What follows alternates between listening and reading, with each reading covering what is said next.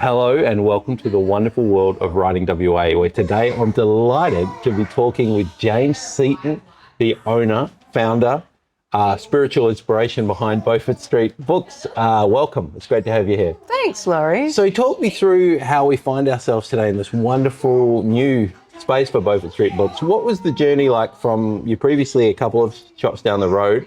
Tell us a bit about the idea behind getting into this new space and where you went from there. So probably would have been at least 2 years ago, we sat down, the staff and I, and said, what can we do to increase business, because we're going nowhere fast. Yeah. People know it's tough to run a small business, but it's particularly tough to run a bookstore. I'm not 100% proud of it, but I pretty much hadn't been paying myself in the whole time we'd had it, which is now 14 years. Yeah. And putting money in, which a lot of small business owners do. Yeah, of course. But in the location that we were in, we were set back from the street. There were stairs, and it was a pretty small space. And we did in-store events, but it was. You've been there. I've been to many an event. Yeah. Once you get to about 50 people, it's pretty tough. Intimate's a good word for what that previous cozy. was like. Yeah, very cozy. But that was about what we were. That was a core thing of what we did. Was bridging the reader and the author, and being that middle bit that allow them to share the written word. Yeah. And we wanted to keep doing it. So we wanted a larger space, and we kept on looking, obviously because we're Beaufort Street Books, we wanted to stay on the street. Yes. But I wasn't opposed to moving elsewhere. Yes. And so what kind of spaces did you look at before the one we're currently in? So we looked at where Messina is now. Oh, yeah. But that needed a whole lot of rejigging and redesign to it. We looked at the massage place, which is where Yochi is now. Oh, okay, yep. That was bigger than we wanted, and so we would have had to sublet off some area and lease that out. And you didn't consider going into like a frozen yogurt or an ice cream at that point? No, it seems like there's all these yogurt places. We also looked up where the old NAB building was up near the post office. Oh, yes, I remember that area. So that's up closer to Walcott, just past Walcott Street, yeah. So we looked at a number of spaces, but it was always getting it to look like and be about this size. Yeah. Because we sort of thought this would be great. It's a perfect size. But the business that was here, we thought they were completely wedded to the space. Yeah. So we didn't even think of it. And that was like an antiques and collectibles? It was a furniture kind of place? Yeah, it was a furniture place. Yeah. But we looked at a number, we put in submissions to all these other locations, and we weren't successful, and we'd sort of given up on it. Until I had a couple of customers that came in, did you see the place on the corner's up for lease? And I'm like, what? Yeah. Anyway, next thing. I know. This is where we are. And my main worry about this space being it's a wonderful space, but it's also on the corner of a busy intersection, and I was worried about a car coming through. But I noticed there's that wonderful statue there. Metal statue to deter cars from coming. We have actually considered speaking to the council about maybe a bollard there, because we don't want anything to happen. It's too beautiful. Yeah, too beautiful a space. And so you had a really interesting way of getting all the books from one version of the bookstore, the previous intimate version, to this now spacious super comfort version of the store. So talk us through that idea and how you came about it. So in the store we have a combination of fixed shelving, but also mobile shelving like this, so that we can do events in this space and move everything out of the way. And so the fixed shelving was due to be moved on a Monday, and I thought, how are we going to do this? Yeah. Like, we're only going 50 metres. It seems ridiculous to get a removalist in and all that sort of stuff. So we moved everything out of the mobile shelving to the back hallway. And then we moved the mobile shelving down here. And then we thought, well, let's have a human conveyor belt. So we put the call out on the newsletter. Within a week, we had like 150 people registered. And we're like, okay, we've got enough now. But these people will be hungry. So anyone that wants to bake anything, that will be awesome as well. Yeah, yeah. So then we had all this food, and Mum and I made some sausage rolls and cookies and stuff. So we had 150 people rock up. And they lined from that shop. I think you were at the front of the line. I was at the front of the line in the old bookstore, passing the boxes through. And we thought, okay, there's going to be different strengths here. So we need small boxes. So we went to the bottle-o and just got all the empty boxes we could from them, which did look like we were moving an awful lot of wine down. No, it was not wine. And no, we did not drink everything that was in these boxes. Yeah. But it was perfect because we had 2 lines. Yeah. At any one time, there could have been 20 boxes going down. That's right. I found them flying out the door. They were flying out the door. Flying out the door. And the other thing that was funny was at one point, Annabelle Smith, local author, came through with a series of baked treats for the people in the line. Yeah. And I distinctly remember going to pass a box and a woman just getting a muffin and like stuffing it in her mouth so she could pass the box through. So, and there was also a lot of kids, and they were wearing like the hats. The red hats, which we had for an event we did with Sean Avery with Frank's Red Hat. Oh, okay. And so they were left over from that. And I thought, well, maybe people want to wear a red hat. And as you saw, Jan Nichols, favourite colour red. Yep. So she was sporting a red hat as well. Yeah, it was wonderful. And I found when the kids would bring the empty boxes back, what would happen is we'd all give them applause and cheers as well. So they loved that coming through. They loved it. And they were literally... Once the books arrived here, they either went on one side, which was non-fiction or fiction or in the kids' area. And then once the boxes were emptied, the kids are racing them back through the back of the shop into the old shop to get filled again. Yeah, yeah. And they loved the job. Well, I was impressed with the people actually packing while we were boxing, because we were boxing like fiends. And I think, both myself and the other person at the front of the line took pride in that heavy, light, sort of movement thing that went on. So obviously...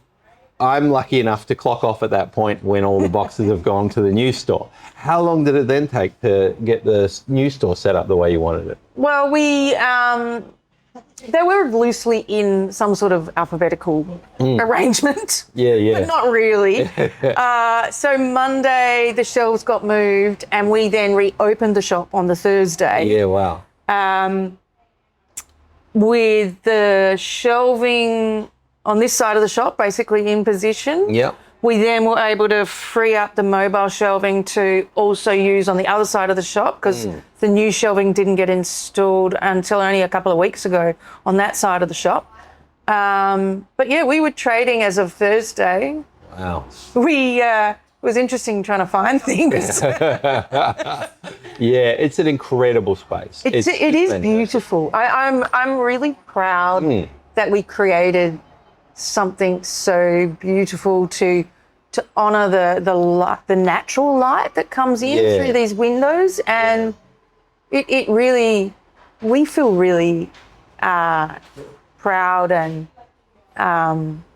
just it's lovely to be in this space and to see people walking in. We've had, I think it was only this week, someone came in and said it's very London.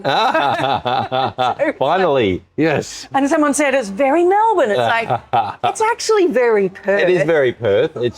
It's something that a cafe might have a bigger space to do, but bookstores historically in Perth have often been quite tight and rents or something like that. I guess the other thing that's really exciting about a space this open is how it opens up potential for events. So do you want to talk us through, I guess, events that have just been and some that are coming up? Yeah, we did a complaints night with Annabelle Smith, local author, and there were a few local authors in here. Yeah, I was here. Self. I enjoyed that.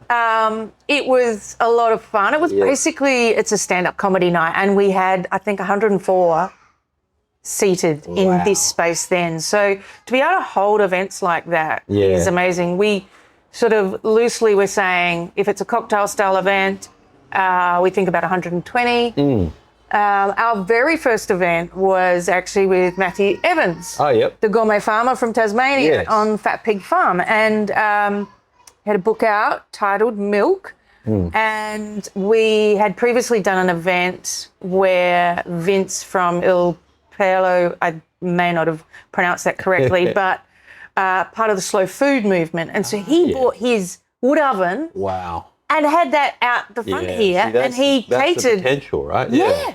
was amazing. Yeah, it's really, I mean, to me, it's an events made space. So it gets very exciting very quickly. And the other thing I liked about the complaint letters event was it was quite a performative event. So I really enjoyed, I know Annabelle and a friend of Annabelle's did a revisiting of Physical by Olivia Newton-John, but with actually analysing the susness of the song. And that was a lot of fun too. Yeah. So 14 years is a long time. That's what we're talking for both. 14 years, yeah. So 14 years, what have been the changes you've seen in book selling in that? Wow. Gee, that's, how long have we got? I think the industry as a whole has changed a lot. I mean, obviously with the collapse of the Red Group. Yep. And then just in the past 12 months, the sort of shake up with the large online retailer as well, which has now been repurchased. But I think, you know, you throw COVID in there as well. Yes. I think that people were really scared when they saw the Felice sign outside the window that we were closing. And it was a consideration of mine. Yeah. But I think with everything that's happened over the 14 years, there is certainly a passion for supporting local. Yeah. You know, we as consumers have the power to basically mould what we want our living environment to be. If you want a bookstore on a key location like this, then you need to support it. Yes. If you want a restaurant to be there and for the chef to remember your name, Then you need to there. support it. Yeah, So whilst technology has enabled us to have access to a lot more things, I still think that, you know, supporting the businesses and the environment that you want is your key role as a consumer and a person living in an environment such as this. I think it's a really good point about connection and community, and I guess also discovery. I found myself today coming back into the space, seeing books I wasn't aware of, and it wasn't an algorithmic thing, it was a vision and perception thing. So I wasn't being told what to look at. There was just a bunch of ideas I might explore and feel drawn to. And so I think you're right, that from a human being level and a discussion level as well, talking with the people in the store about the different books, about the different authors. And for me, when all those people showed up to move the bookstore, I can tell you now, when I volunteered to help move, I figured we'd be talking a handful. Like I thought we'd be talking 10, 20 people would not do 150. that and not 150. So I was blown away. And certainly as someone who used to walk Beaufort Street as a young man and feel quite lonely, it's been really exciting, firstly, to have that period of time when the Beaufort Street Festival was a thing. Like that. And then also to just see this sort of street grow its own identity. There's always challenges with that. But I think you're right. Independent retailers, cafes, everything else, they bring a different flavour to things. They do, yeah. And they listen as well. And I think, you know, probably the most lovely thing about moving with the community, they actually are a part of it. Yes. They are forever stamped as being somebody that helped move a bookshop. Yeah, that's right. And so they've helped create this space. And it's them that will help keep it going as well. And so we're coming up to Love Your Bookshop Day. I'm not sure if you're aware of that. I think you've got a pretty big event coming up tomorrow night too. Do you want to talk us through that? Oh yeah, we've got our inaugural quiz night. Quiz night. Should be fun. And Annabelle Smith is our quizmaster extraordinaire. My goodness. I mean, this is an active author, ladies and gentlemen. You know, it's kind of impressive to see her show up and be a really big part of it too. Yeah. She's chosen all the questions. Great. For this one, being the first one and seeing I've been a little busy moving a bookshop, we've got a good crowd and we will be covering costs. Yeah. But we actually want to make this an annual thing. I think it will be. Yeah, I think so. And it actually... we're quite passionate about supporting Indigenous literacy, but I really want to make this something that we devote funds to mental health organisation. I love that. I really, I'm quite passionate, and I think reading a book is one of the perfect forms of mindfulness that you can do. And so it does have a natural fit with mental health.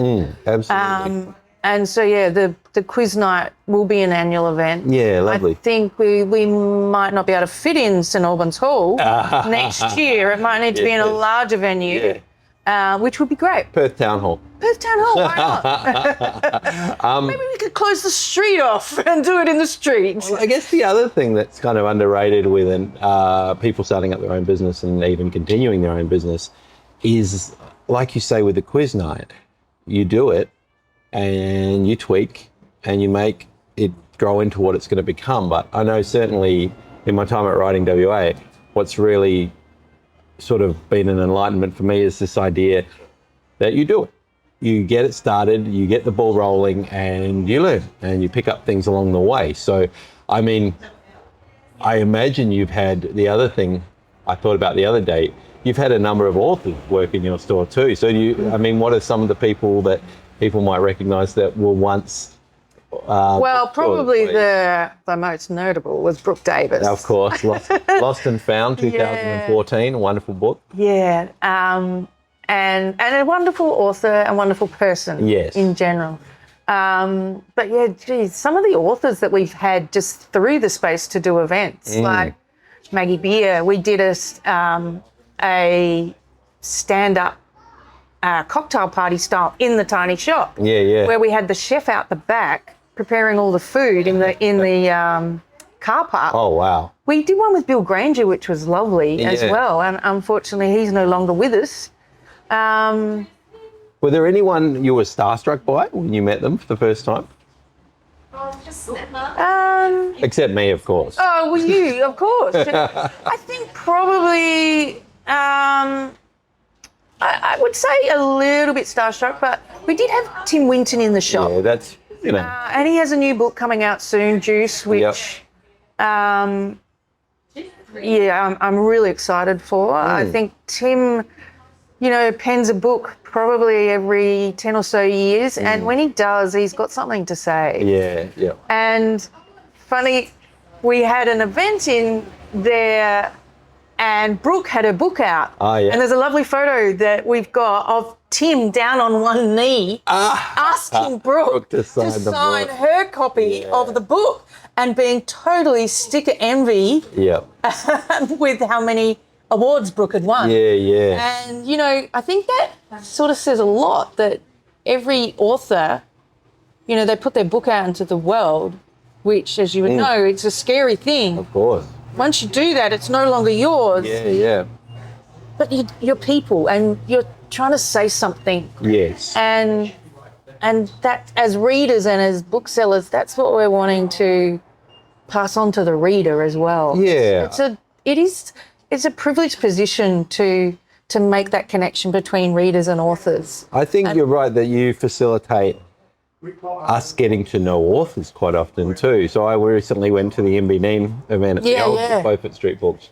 Quite a lovely person to meet as well as a wonderful author. And so, there is something special, given we've got more of a celebrity-based book culture, which is part of the machine too. But to me, my most memorable events are those ones where I feel a genuine connection, not with as a buyer of the book, but as a witness to this person's life coming to the page, their journey. So I think that there's many stories have been told in this bookstore. There's many stories still to be told.